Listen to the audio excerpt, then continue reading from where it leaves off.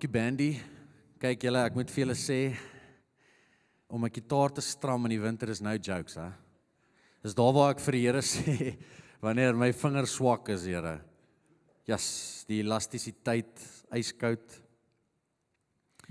Ek is dankbaar daarom 'n bietjie vir die heaters in die huis. Ek wil vir julle sê, wel gedaan om uit 'n warm bed uit op te staan, en in die winter hier saam met ons by mekaar te kom.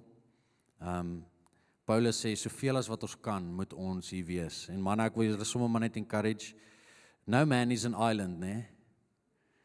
Ons is nie gemaak om alleen te wees nie. En ek dink nie dis net 'n manne issue nie, ek dink dis maar in ons almal is, wanneer ons deur tawwe tye gaan, wil ons isolate en ons wil alleen wees, dis nie God se plan nie, en dis juis waar die vyand jou wil hê.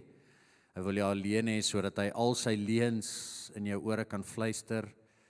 En so ja, wees betrokke, manne, omring jouself met godsmanne, like-hearted, like-minded people. Ek het dit so voorheen gedeel, ek het by Lighuis bedien nou Vrydag aand, by hulle mannekonferensie by Daniëlle.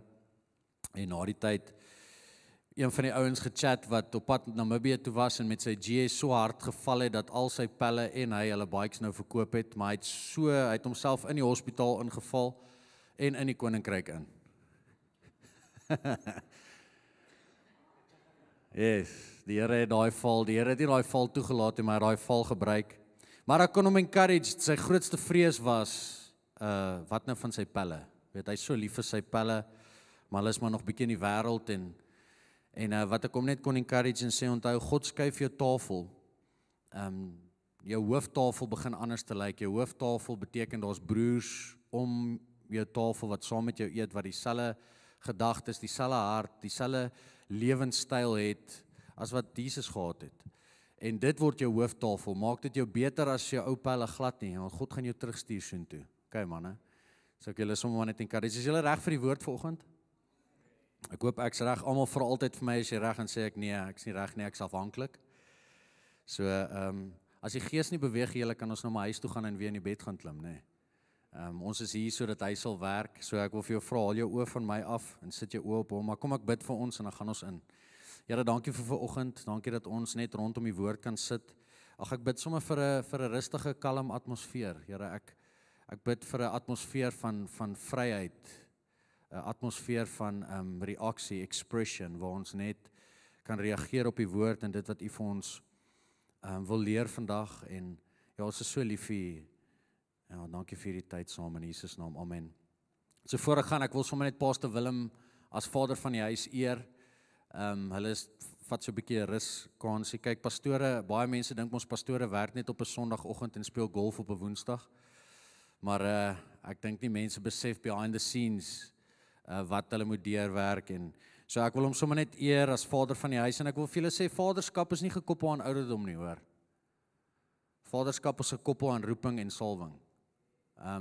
So ek wil dit sommer net by julle los. Okay, kan ek vir julle vra om gou Matteus 15 toe te gaan, vanaf vers 1 tot 13.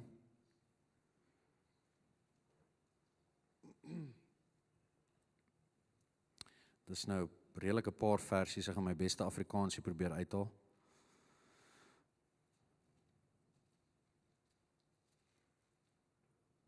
Ready.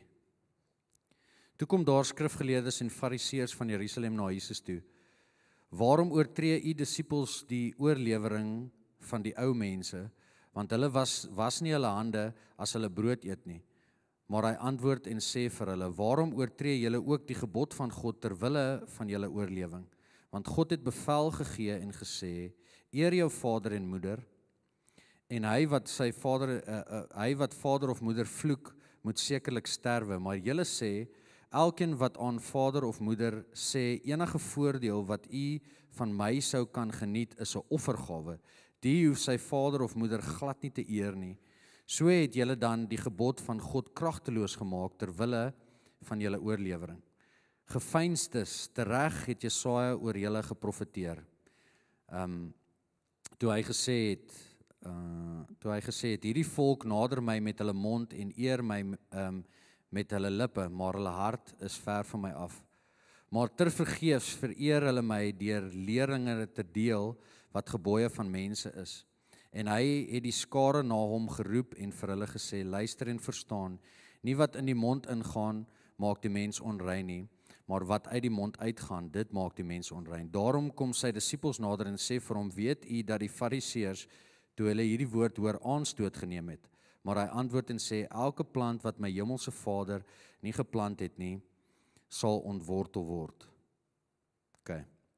So ek onthou, toe ek nog 'n regte werk gehad het, hulle sê mos in die bediening het jy nie 'n regte werk nie, ons speel net golf en al daai lekker dinge. Maar toe ek 'n regte werk gehad het, het ek vir 'n ingenieursmaatskappy gewerk vir 6 jaar, waar ons oor die 15 patente op die boeke gehad het, en ons was in die boerbedryf, Joey, maar meer in die open cast boerbedryf, en daar was ek 'n sales rep gewees, omdat julle dalk wat my ken weet, ek love mense, ek love het om tyd saam met mense te spandeer. My vrou doen my een beter, kyk, almal is haar vriende. Ons het nou onlangs strength test gedoen, die span weet, kyk, maar ek love ook mense, jy weet, en ek love het om tyd saam mense te spandeer, maar daar moes ek leer wat dit is rondom produkte en die vervaardiging vir produkte, wat dit behels, die kwaliteit van die produk, die duursaamheid van die produk, die integriteit van tipe stale en materiale. En daar moes ek leer ook dat ek weet nie wie van julle het julle eie besighede en workshops nie, maar daar is ook so iets soos 'n QC proses, 'n quality control manager, wat heel in die einde van die vervaardigingsproses moes kyk of die produk 100% vervaardig was. So die produk kom by hom aan, en daai tyd het ons, en hulle doen dit nog steeds vandag, manufacture hulle die groot breakout wrenches wat die pype van mekaar af losmaak, want in die boorbedryf boor jy at least 25 meter deur die overburden voor jy koel tref. En so hierdie wrench met sy silinders en al sy goedjies wat aan hom gekoppel is, kom voor die QC manager, en hy moet van die materiaal tot die welding, tot die aan mekaar sit van die produk, moet hy alles check, en slegs as daai produk 100% reg is, wat hy doen is, hy sit 'n sticker op daai produk, okay, en daai produk word dan afgelewer by die myn. Dit gee my as sales rep, wat met alles in my, voor daai ingenieur op die myn sit en hierdie ding probeer bemark, gee dit my totaal en al gemoedsrus om te weet, dat die produk wat ek aflewer gaan doen wat hy moet doen. Maar die ding is, as die QC manager nie, of daai stickertjie opplak, maar daai produk is nie 100% nie, is eintlik nie reg om uit te gaan na die myn toe nie, dan is die integriteit en die kredietwaardigheid van die maatskappy is in gedrang, right?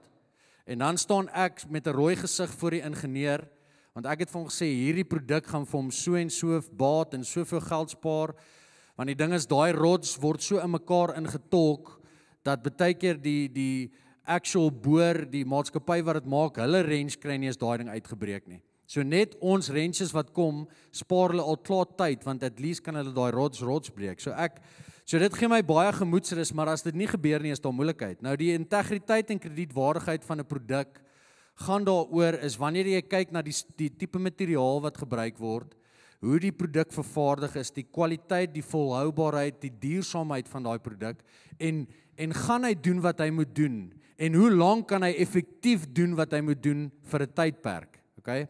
Dit is wanneer ons praat oor die integriteit en kredietwaardigheid. Nou daar's baie brands en maatskappye, soos wat ons weet in die samelewing, wat nie meer veel hulle produkte hoef te bemark nie, want oor tyd het baie mense wat hulle produkte koop, dit kredietwaardig gevind, en hulle het gevind dat daai maatskappye integriteit het, okay? Soos Toyota byvoorbeeld, okay?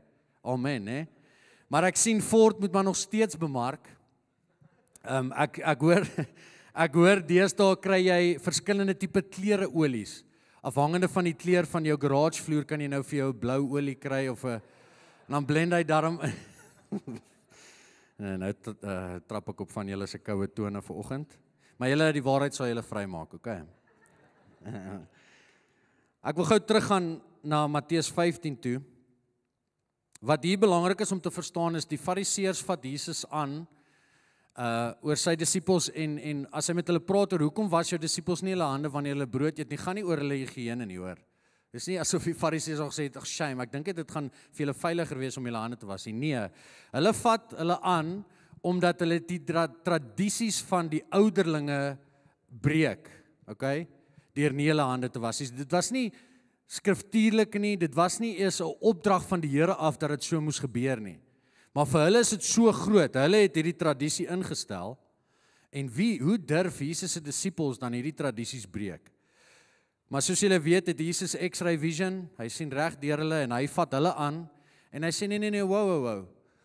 Hoe is dit dat julle actually 'n opdrag van die Here breek, deur toe te laat en dit goed te keer, amper 'n loophole te bring, soos hulle dit noem, dat mense eerder hulle geld vir die tempel skenk, in steede van om vir hulle ouers te sorg. Okay? So hulle keer dit goed en sê, nee, ek skep jou ouers af en bring eerder jou geld na die tempel toe, maar daar's 'n opdrag van die Here wat sê, dat jy moet eer jou vader en jou moeder en kyk na hulle. Jy sien, Jesus sien reg deur hulle, en Jesus bevraagteken wat hy voor hom sien. Jy sien, ek dink amper aan die voorbeeld van 'n foto of om 'n duursame huis van ver af te sien, okay? Van ver af lyk hierdie huis beautiful, dit lyk of die duurste bakstene gebruik is om hierdie huis te bou. Wanneer jy die foto sien van hierdie huis, lyk dit of die kombuis die mooiste marmerblaaie in het, dis hierdie mooi struktuur. Maar jy besef, wanneer jy daai huis gaan besoek, of hoe nader jy aan 'n huis kom jy eintlik agter, dat die bakstene wat jy gesien het, is nie eintlik bakstene nie, dit is eintlik muurpapier wat geplak is teen 'n muur. En wanneer jy in die kombuis kom en jy vat aan hierdie duursame marmerblaai, dan kom jy agter, is eintlik maar net pressed wood wat gecover is met plastiek wat lyk soos 'n marmerblad. Jy sien alles fake. So Jesus kom na hulle toe en hy bevraagteken wat hy sien. Hy bevraagteken hulle integriteit en hulle kredietwaardigheid. Nou integrity, ek gaan dit vir julle lees in die Engels. Die noun is eintlik, dit beteken honesty, the quality of being honest and having strong moral principles that you refuse to change. So maak nie saak wat in jou lewe gebeur nie, dat jy gaan nie verander in dit waarin jy glo en in wie jy is as mens nie. You will not change. Credibility of kredietwaardigheid beteken being believable, trustworthy and worthy of trust. Nou hier's die ding, en dit is hoekom Jesus sê, dit is tereg soos wat Jesaja geprofeteer het. Met julle lippe sê julle 'n klomp goed. Okay? Met julle lippe skets julle hierdie mooi prentjie en julle uiterlike beeld lyk so godsdienstig en so gelowig. Maar is waar wat hy gesê het, dit is alles leeg, want julle harte is nie in dit nie. Hoor julle?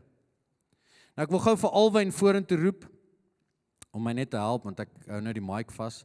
Ja, ek weet nie wie van julle weet nie, maar ek love koffie, en ek het laas jaar met die span afsluiting, toe wen ek nou die een trofeekie, wat sê, but wait, just coffee first, of so iets. Jy weet, kom ons doen alles nie, en kom ons drink eers 'n bietjie koffie. So ek love koffie. Ek wil nou nie sê dis 'n afgod in my lewe nie, maar dit is verseker 'n groot deel van my lewe, en Jesus en koffie love each other, hulle hou baie van mekaar, en eendag in die hemel gaan julle agterkom, dat die troonkamer ryk soos koffie. Okay, gaan lees Moses 1 vers 1. So wat gebeur in ons lewe is, okay, wanneer ons kyk na hierdie espressokie, dis 1 shot espresso. Okay, letterlik 1 shot, maar daar is 'n sekere aantal koffie en is op 'n sekere manier gegrind in hierdie samestelling. Daar is 'n seker totaal water wat in hierdie samestelling bygevoeg word, en natuurlik is hy nou koud, maar daar is 'n spesifieke hitte.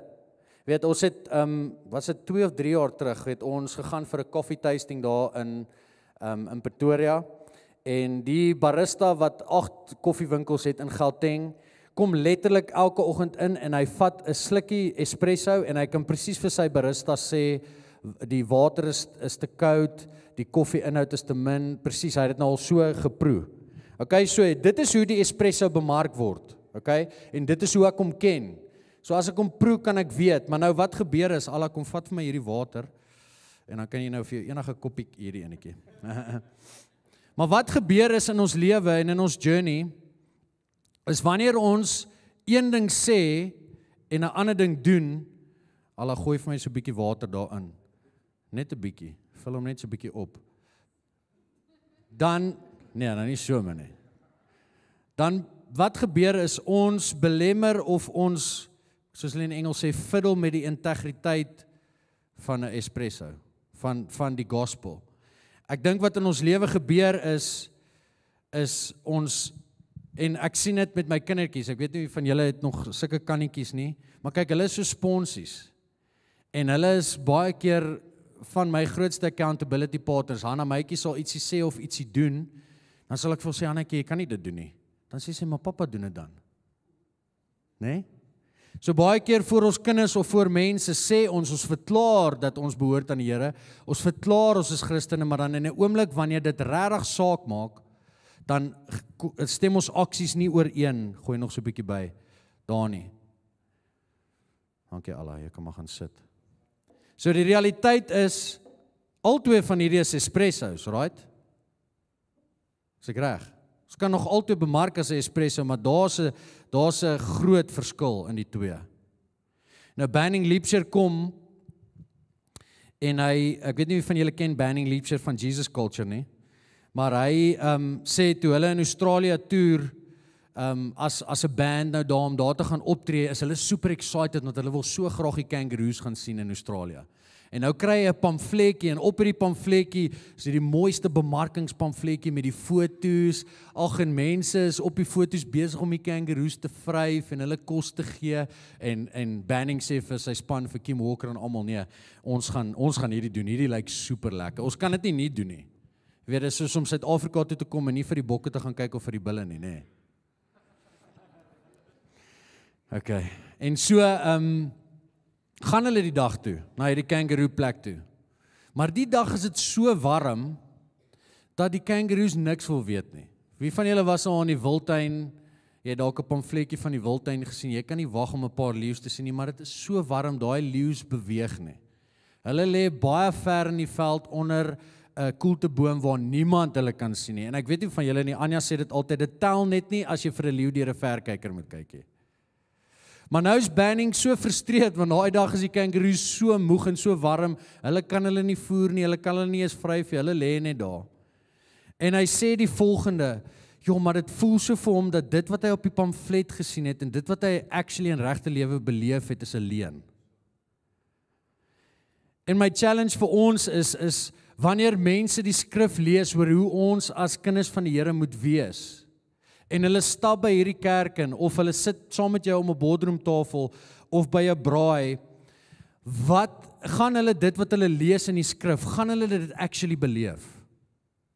Gaan hulle dit wat hulle sien in die pamfletjie, of dit wat hulle lees oor hoe die kerk moet wees, en hulle moet tyd saam met ons spandeer, gaan hulle dit beleef, en gaan dit akkuraat wees, gaan dit so wees? Om openlik te verklaar, maar dit nie te leef nie, beteken, jy bou en plant nie soos wat die Vader wil nie. Weet, die disippels sê vir hom, Rabbi, maar kan jy nie sien dat die fariseërs baie kwaad is soos wat hulle daar staan nie? En Jesus se antwoord in hierdie gedeelte is, dis okay, laat die blindes lei. En dan sê hy, dit wat my Vader nie geplant het nie, sal hy uitdruk. Jy sien, wanneer ons met een ding iets verklaar, maar ons aksies getuig nie daarvan nie, dan bou ons nie soos wat Vader wil hê ons moet bou nie. En weet julle wat, dit gaan nie volhoubaar wees nie. Daar gaan nie kredietwaardigheid daarin wees nie. Is julle okay? Is julle stil, maar dit koud is?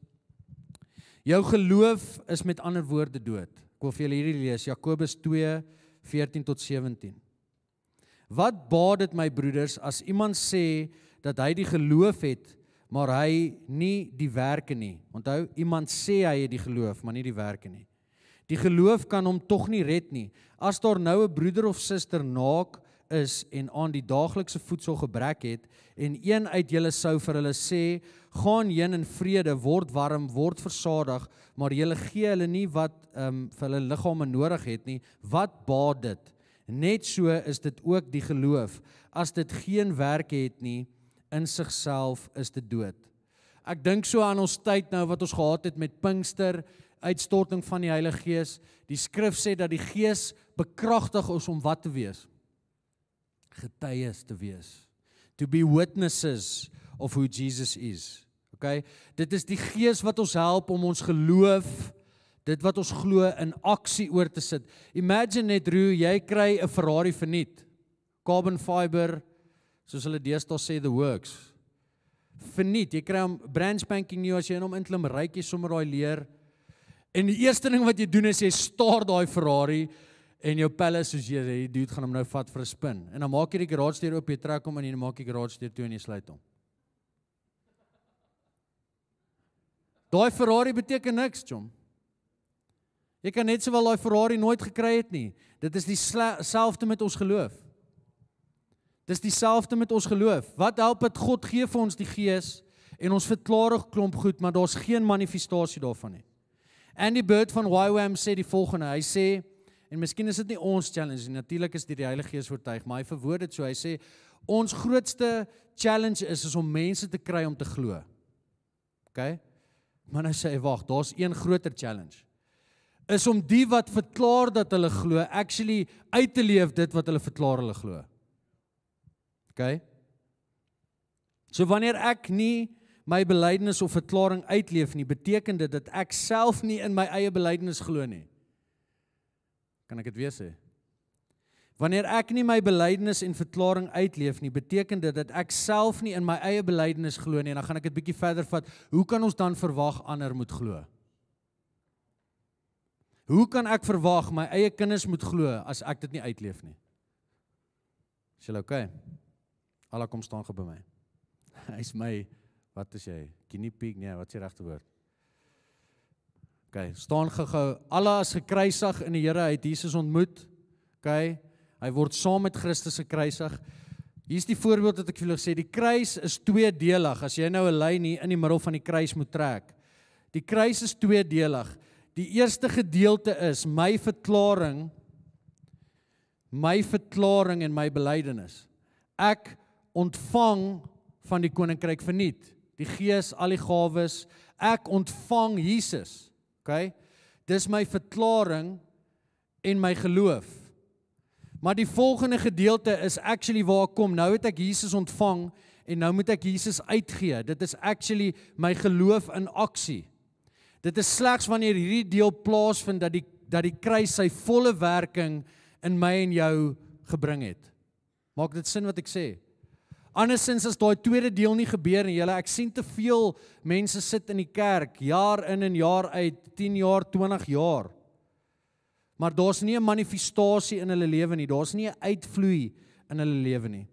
Matteus 5:16 sê, laat julle lig so skyn voor mense, dat hulle julle goeie werke sal wat? Sal hoor.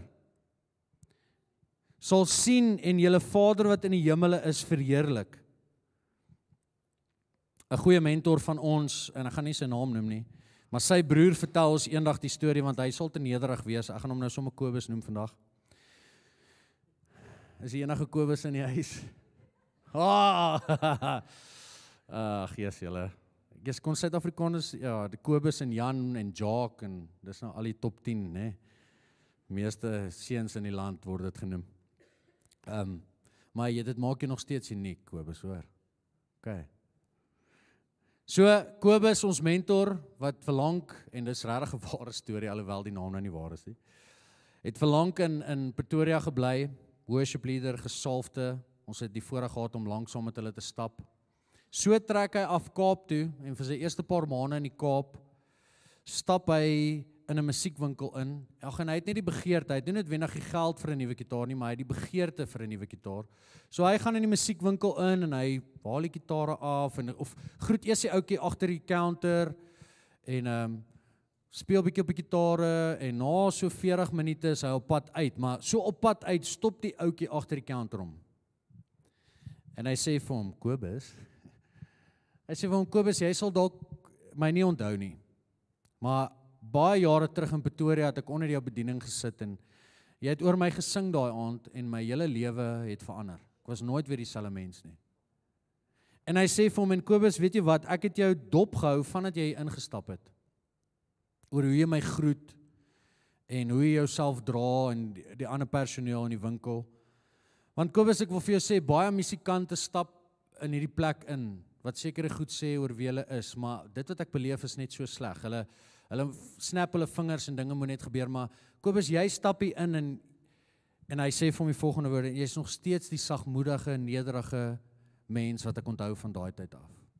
En hy sê, Kobus, ek het jou as prins dop gehou om te sien, want ek het jou dadelik herken toe jy inkom. En ek wil net vir jou sê, terwyl jy besig was om met die gitare te speel en goed, het ek met my bestuur gepraat, en ons het dit goed gedink om jou te bless met die gitaar vandag. Ek wil vir jou sê, en daai storie het my geruk toe ek het hoor, want ek het besef, die oë is altyd op my en jou. Die oë is altyd op ons. Die oomblik as ons verklaringe maak, boldly, wat great is, die oomblik as ons sê, hy is so goed en ek behoort aan Jesus en my lewe is oorgegee, is die oë nog meer op ons. Want dit gaan nie net oor wat ons sê nie, maar dit gaan oor of ons dit leef. Paulus kom en hy spoor die kerk aan en hy sê, ek vermaan julle dan, ek die gevangene in die Here, om te wandel waardig die roeping. Jy sien, wanneer ons woorde en ons aksies saamvloei en saamloop, dan stap ons waardig in die roeping waarvoor God ons geroep het, want Jesus het gesterf vir 'n sekere standaard. En nou kan baie van julle sit en sê, hier gaan hy alweer, want ek skiet nou seker weer te kort. Luister, ons kon dit in elk geval net ons eie uit reg kry nie, en ons kan ons wandel, wat ons in vrees en geloof uitstap, nog steeds nie sonder om wandel nie. Okay?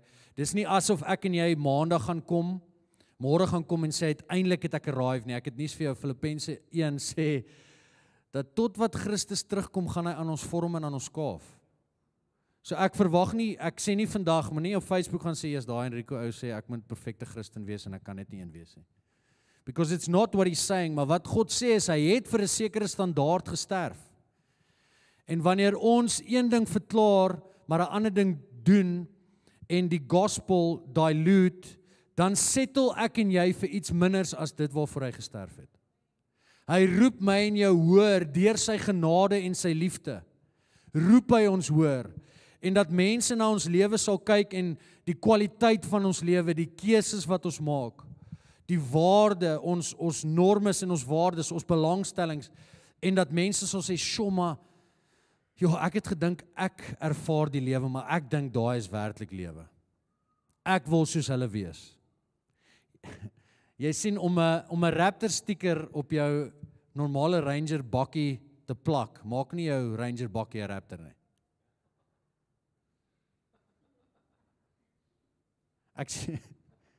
Ek sien baie ouens doen dit.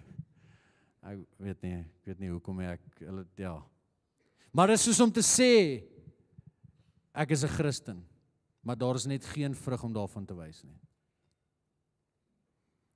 Ek sien baie mense, en hoor net my hart, ek sien baie mense met die mooiste bumper stickers en mooiste Christelike hempies op en die What Would Jesus Do bandjies, maar ek het al gesien dat daai selfe mense, my vrou se getuie daarvan, daai selfe mense openlik ander mense verkleineer met daai bandjie op sy arm. Want die verklaring is nie genoeg nie. En ons lewe in 'n wêreld, en hierdie klink dalk baie hard, omdat daar is 'n jonger generasie wat smag na egtheid, wat smag na integriteit, wat smag na die realness. En ek het agtergekom, wanneer hulle Jesus vind en met 'n gemeenskap van gelowiges te doen kry, wat doen wat hulle sê, dan gryp hulle Jesus aan en hulle laat hom nooit gaan nie. Want hulle is so moeg vir die wat een ding sê en 'n ander ding doen. Is julle okay? Mike Bickle sê die volgende: Radical Christianity is not attending as many conferences and church services as you can. It's about being steady for decades. Kan ek dit weer vir julle lees? Radical Christianity is not attending as many conferences and church services as you can. It's about being steady for decades. Met ander woorde, dit gaan nie oor hoeveel Jesus hempies ek dra nie, en ek love Jesus hempies, dra jou Jesus hempie. Dit gaan nie oor hoeveel konferensies jy deur die jaar kan bywoon, of hoeveel oggenddienste jy kan bywoon nie. Dit gaan oor 'n lewe wat getuig oor wie hy is. En die konstantheid en kredietwaardigheid daarvan. Want hoe meer ons aksies saamstem met dit wat ons verklaar, hoe meer bou ons die kredietwaardigheid van Christendom. Dat mense na ons kyk en sê, "Sjoe, ja, they are trustworthy. Ons kan hulle vertrou." "Sjoe, Alwyn het vir my 'n ding gesê, maar ek weet ek kan vertrou wat hy vir my sê." Daar's integriteit. So ek wil jou vandag vra, waarvoor wil jy onthou of gesien word? Dit sal seker nie 'n preek wees sonder 'n paar Proverbs in nie, nê? Of sommer 'n paar gedeeltes wat Salomo selfs. Ek dink altyd aan Salomo en hy sê hy was een van die wysste manne in die Bybel, maar Salomo het meer as een vrou gehad. Ek is soos duur, ek weet nie of dit wysheid is nie. Hæ? Audrey, wat lag jy so? Waar's jy? Ag julle, okay, kom ek lees vir ons gou. Dis nou in die Engels, Proverbs 10 verse 9. He who walks with integrity walks securely, but he who perverts his ways will become known. So die wat in integriteit stap, die wat doen wat hulle sê, ek weet nie hoe om dit te vertaal in Engels nie, hulle loop veilig en secuur. Maar die wat een ding sê en 'n ander ding doen, hulle sal van geweet word. Ek gaan nou vir julle iets sê rondom dit. Die volgende een, Proverbs 11 verse 3. The integrity of the upright will guide them. Jou integriteit sal jou guide, want daar is een wie jy volg wat betroubaar is en sy naam is Jesus. But the perversity of the unfaithful will destroy them. Proverbs 20 verse 7. The righteous man walks in his integrity, en hierdie is my so mooi, en ek vir ons as vaders relevant. The righteous man walks in his integrity, his children are blessed after him. Nou julle, ek wil met alle eerlikheid, miskien vir ons as huis, wil ek julle encourage, ek is so moeg om te hoor, en daar's waarheid in hierdie. Ek is so moeg om te hoor hoe mense sê, ja, hierdie besighede wat Christenname het, jy moet seker maak, julle bly weg van hulle af. Het julle dit al gehoor? Steek julle hande op, kom ons wees getransparant. Dit is, in ons tyd is dit ongelukkig wat gesê word, want sekerlik tog moes daar dan iemand met die te doen gekry het, wat gesê het, hulle is Christene, maar toe dit regtig saak maak, het daar nie vrug gewys nie. Ek is so moeg om te hoor, en ek praat met myself, ek is so moeg om te hoor hoe mense sê, yes, ek sal eerder my wêreldse vriend bel, want ek weet, hy is altyd daar vir my. Maar hier, daai brother in die kerk sê, hy sal vir my bid, maar ek weet as ek hom bel, het hy nie tyd vir my nie. Mahatma Gandhi het gesê, if it weren't for Christians, I'd be a Christian.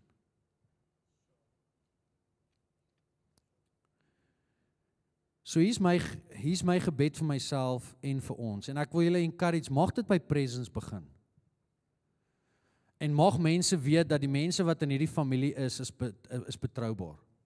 Die mense in hierdie familie veg vir die kredietwaardigheid van Christendom. Die mense wat in hierdie familie is mense met integriteit.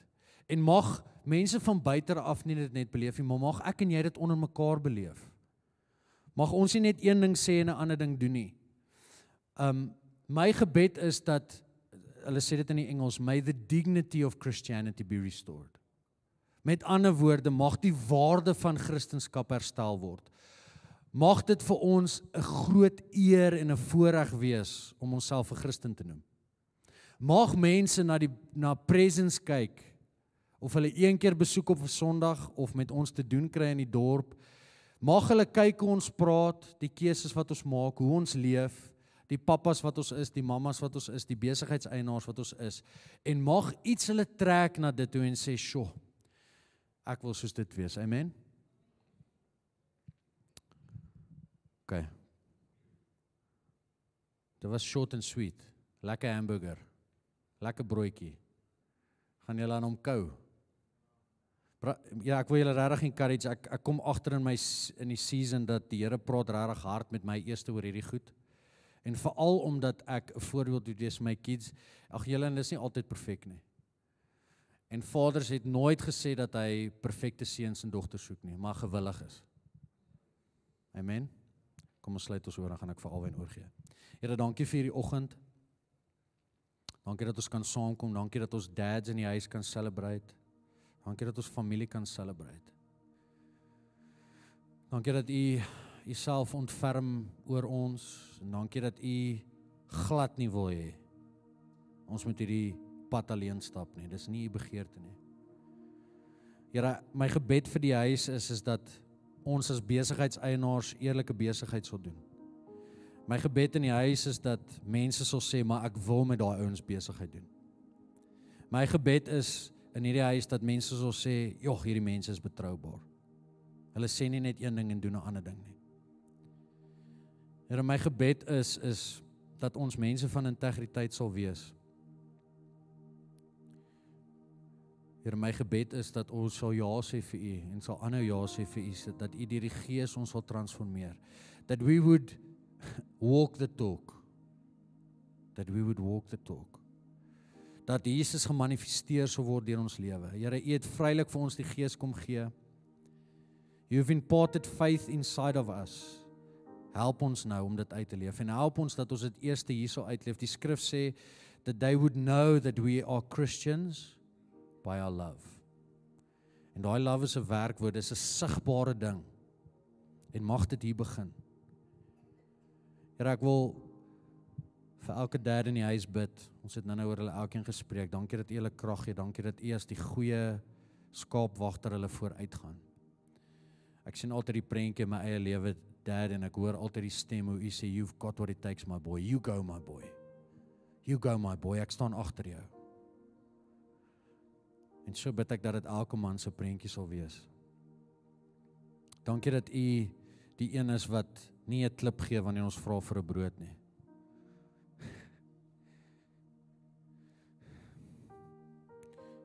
Maar dat U vir ons die lewende brood kom gee het.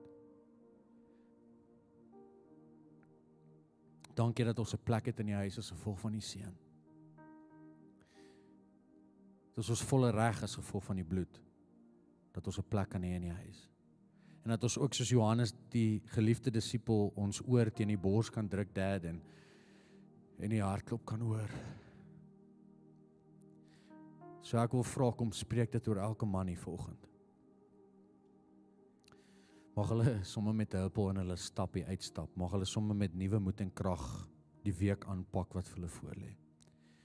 En mag hulle nooit vergeet, Here, dat dit niks wat hulle meer gaan doen of minder gaan doen, gaan U liefde vir hulle verander nie. It's a done deal. Ja, en ons eer U, ons is so lief vir U. En almal sê, Amen.